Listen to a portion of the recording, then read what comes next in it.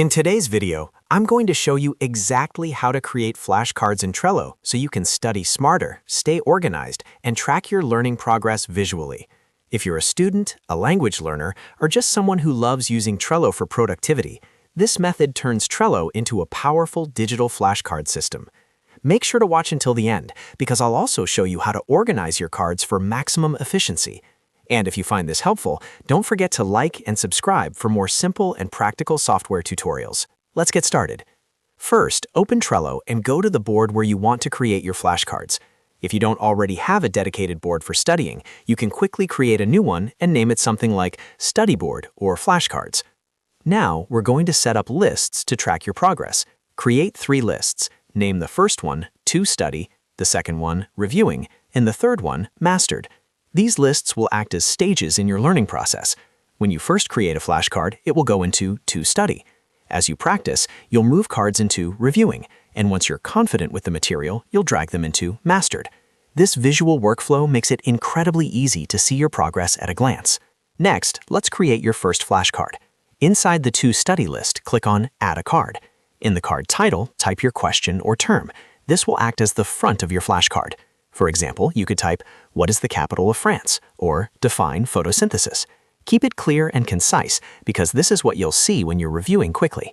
After typing your question, click Add Card. Now you'll see the card appear inside your list. Click on the card you just created to open it. This is where we add the back of the flashcard.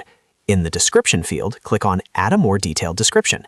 Here, type the answer to your question. For example, Paris. Or if it's a more detailed concept, you can write a full explanation. You can format the text, add bullet points, or even structure it clearly so it's easier to remember. If you want to simulate multiple choice questions, you can also use the checklist feature. Add a checklist and include different answer options. This is especially useful if you're preparing for exams. You can also enhance your flashcards using attachments. On the right side of the card, click on Attachment to add images, diagrams, PDFs, or useful links. This is perfect for visual learners. For example, if you're studying biology, you could attach a labeled diagram. If you're learning geography, you might attach a map image. Now let's talk about organizing your flashcards. Trello labels are extremely powerful for categorizing topics. Click on Labels inside the card and assign colors based on difficulty or subject. For example, you could use red for hard, yellow for medium, and green for easy. Or you could use different colors for different subjects, like math, history, or science. This makes filtering and reviewing much easier later on.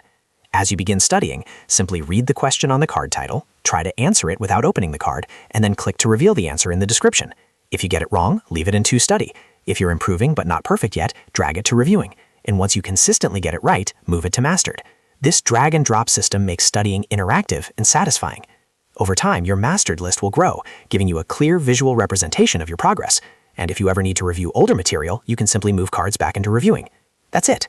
You've successfully created a flashcard system inside Trello using lists, cards, descriptions, labels, and attachments.